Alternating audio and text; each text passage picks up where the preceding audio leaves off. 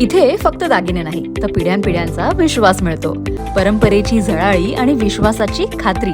Kailas अडगावकर jewellers, Datta मंदिर bus stop, Nashik road. Dindori व कळवण तालुक्याच्या सीमेवर असलेल्या मार्कंड पर्वत परिसरात सोमवती अमावास्या निमित्त मोठी यात्रा भरते. भाविकांचे श्रद्धास्थान असलेल्या पर्वतावरील मार्कंड ऋषी मंदिरात दर्शनासाठी मोठी गर्दी उसळत असते.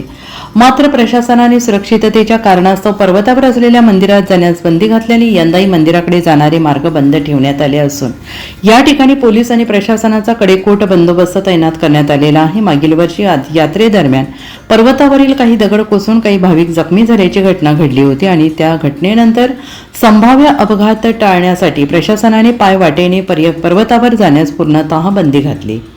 त्यामुळे भाविकांना पर्वत चढण्यास मनाई असून बाबापूर जवळील पहिल्या पायरीचे दर्शन घेऊनच समाधान मानावे लागत आहे आणि याच ठिकाणी यात्रा भरत असून दर्शनासाठी भाविकांची मोठी गर्दी दिसून येते आहे. पोलीस आणि प्रशासनाच्या वतीनं बंदोबस्त ठेवण्यात आला असला तरी काही भाविक आडमार्गाने पर्वत चढण्याचा प्रयत्न करत असल्याचं चित्र आहे. संभाव्य दुर्घटना टाळण्यासाठी पोलिसांकडून वारंवार सूचना देण्यात येत असून प्रतिबंधात्मक कार्यवाही केली जाते आहे. एनसीएन न्यूजसाठी अनिल गांगुर्डे, पाणी.